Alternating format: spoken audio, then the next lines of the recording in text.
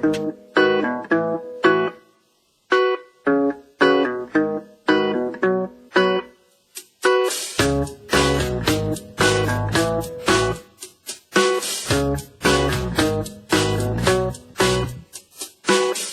wasting time and I need to get out.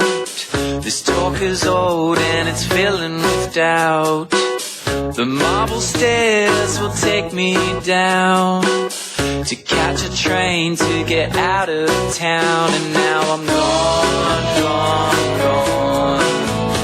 Yes, I'm gone, gone, gone. I'm gone, gone, gone. I'm gone, gone,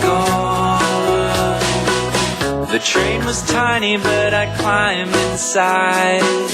The streets were lined with every kind, from priests to healers to shamans and guides. They're all waiting for me to decide. And I thought, I thought, I thought, I thought.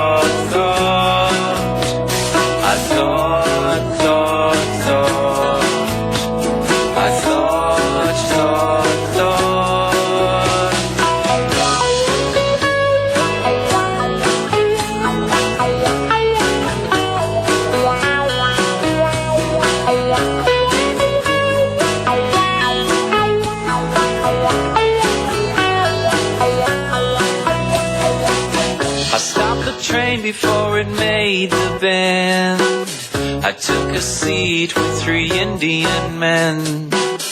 One a Sufi, the other's a cloth. I'd chosen well, yes, this was my stop. And I stopped, stopped, stopped. I stopped, stopped, stopped. I stopped, stopped, stopped.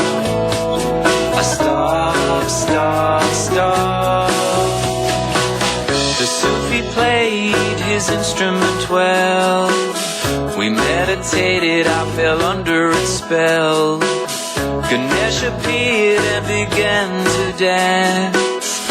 I couldn't help it, I fell in its trance. And now I'm gone, gone, gone. I'm gone, gone, gone.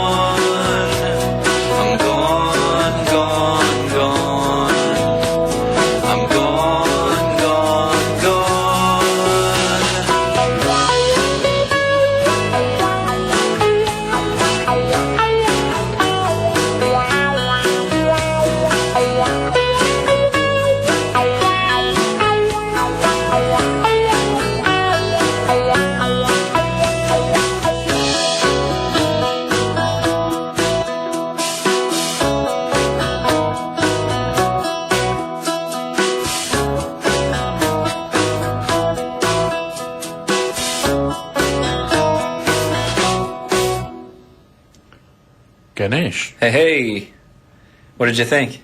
Terrific. I can see why it's climbing up the charts on the Triple J Unearthed. And we were talking off air about Triple J. Yeah. And I think I said to you in 1975, when it was to Double J, they were concentrating on Australian artists. And this, of course, was before the days of stations like ours. We didn't come on air till, I think, 1985. And so we had this situation where a lot of good artists in Australia, particularly in regional areas, were being ignored. But thanks to Triple J blazing the way and then the community radio following on, we're seeing a lot more Australian artists getting up there and getting overseas, of course. Yeah, it's definitely a platform for creating possibilities because...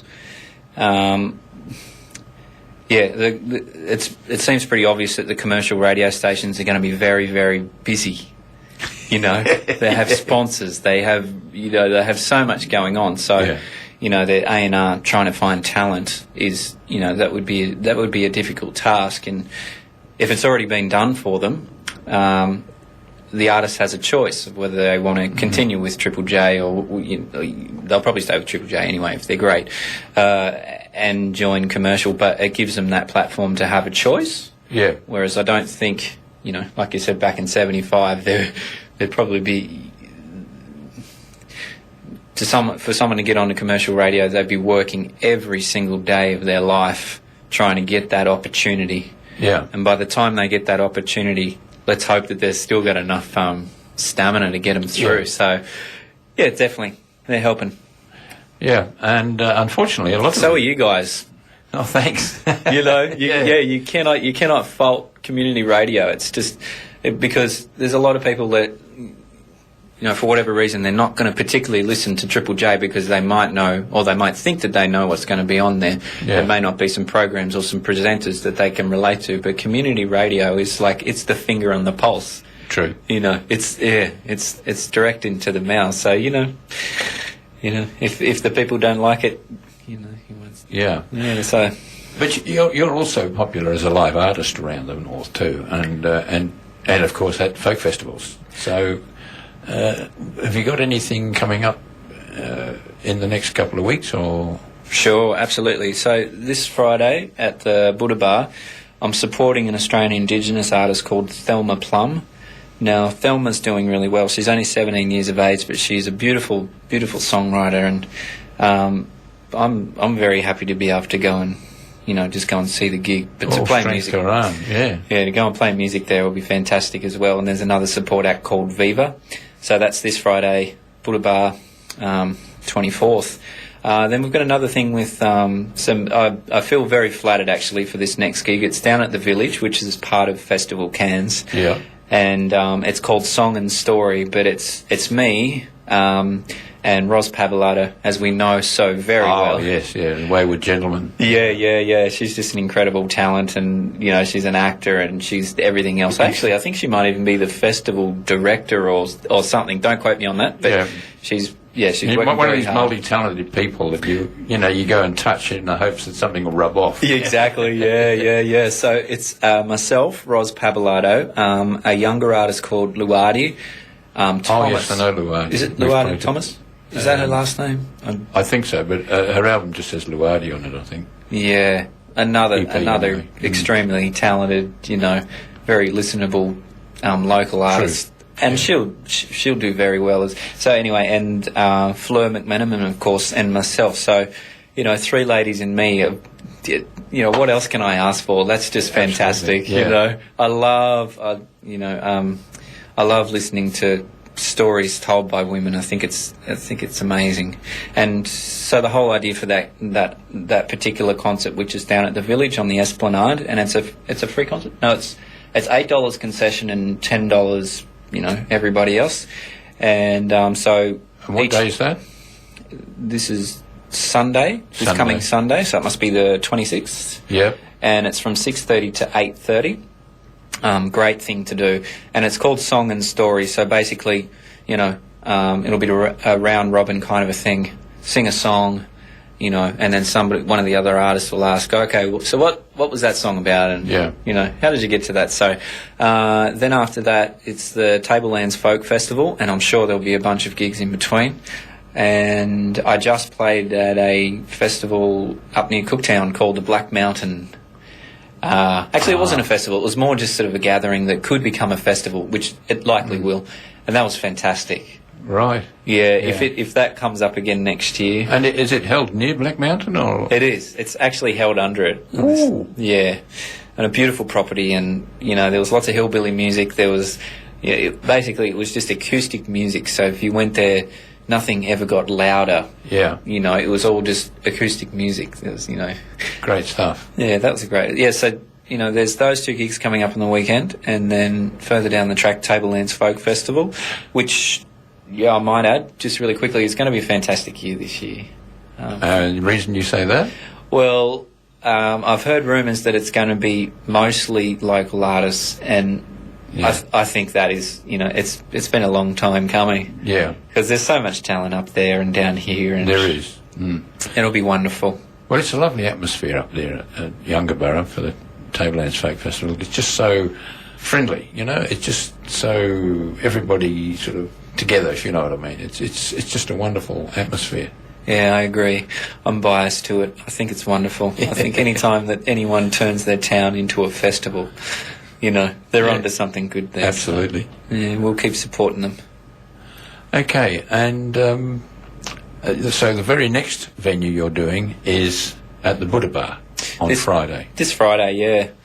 And it's with, I'll say it once again, it's a support act for Thelma Plum. And if you haven't heard Thelma's music, get out there and check it out. She's a great young Australian Indigenous artist, and she's just got beautiful songs. Right, I might try and sneak one in and play it, because always my programs are followed by the Indigenous program, so if I can play a Thelma Plum before they come on, I've got something you haven't, a little bit of friendly rivalry there.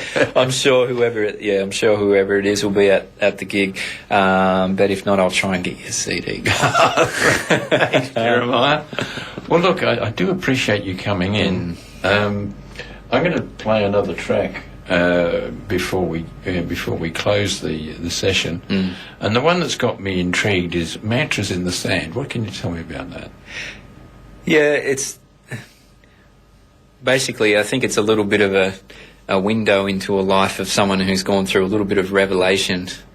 Let's put it that way. It's sort of like, there's sort of it comes from the idea of, put it this way, we all know what mantras are. Yeah.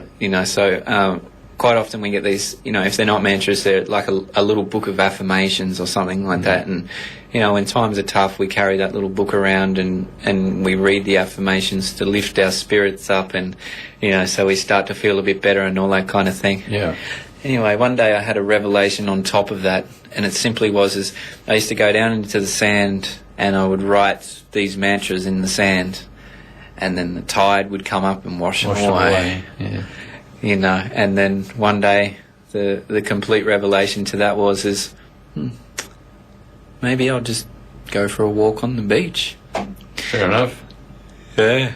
Okay, well, we're going to hear Mantras in the Sand, and it's from Jeremiah Johnson's album Postcards. Where can people get hold of this if they want one? Great question. Yeah, it's available at Tasty Records on Grafton Street. It's also available at Kick Arts, which is down in Coca, the Centre of Contemporary Arts, and that is on Lake Street or Abbott? It's on Abbott Street, yeah. It's right next to the Jute Theatre, the place with the jelly beans out the front. You cannot miss it. Yeah, so that and Homeland are both in there. And then, of course, you can go to www.jeremiahjohnson.com.au. And get it straight from the man himself. You can, and I'll sign it and I'll send it out to you. Thank you very much, Jeremiah, and thank you for your time, by the way. You're a very busy man, I know. I am, and thank you for having me. My pleasure.